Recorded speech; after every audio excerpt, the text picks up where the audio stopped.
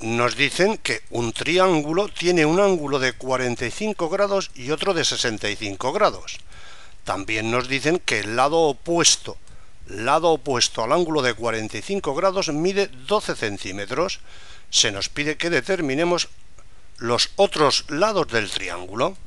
Bueno, ante los ojos tienes nuestro triángulo, fíjate, ángulo de 45 grados, ángulo de 65 grados, el lado opuesto al ángulo de 45 grados, 12 centímetros, las longitudes de los dos lados que no conocemos, y es lo que se nos pide, las bautizamos respectivamente A minúscula y C minúscula.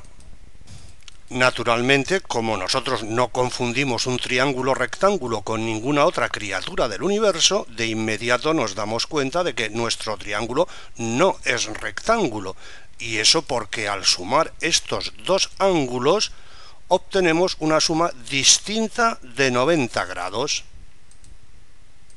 En consecuencia, como decimos, con cualquiera que se atreva, apostamos tranquilamente la vida que el triángulo no es rectángulo, porque, insistimos, la suma de estos dos ángulos no es de 90 grados. Observa que el ángulo de vértice en A es un ángulo de 70 grados, diferencia entre 180 y la suma de 45 y 65.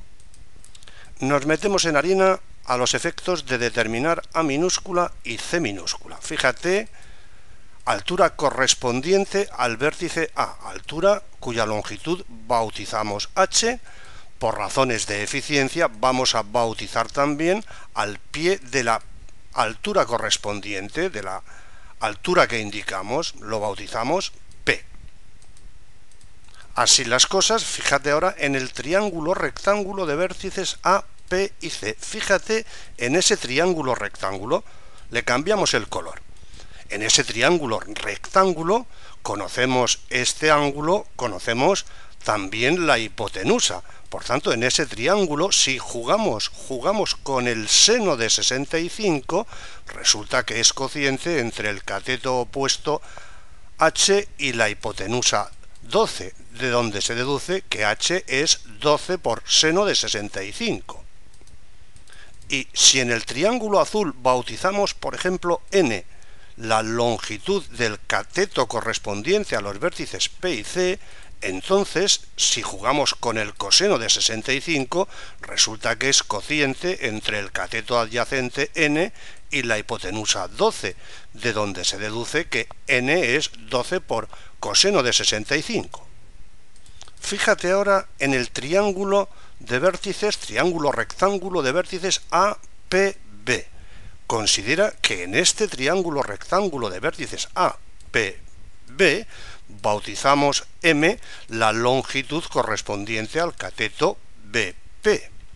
Observa que este triángulo rectángulo, el que ves en amarillo, es un triángulo isósceles, y apostamos tranquilamente la vida a que eso es así, porque este ángulo es de 45 grados, y siendo este de 45 grados, con cualquiera que se atreva apostamos tranquilamente la vida a que el ángulo correspondiente al vértice A en el triángulo amarillo también es un ángulo de 45 grados, y así el triángulo es isósceles, lo que significa... ¿Qué significa?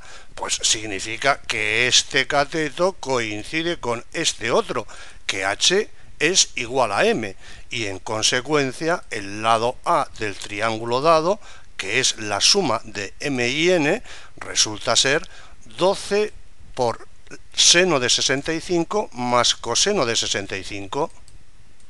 Por lo demás, la determinación de C es trivial. Fíjate de nuevo el triángulo de vértices APB, triángulo rectángulo.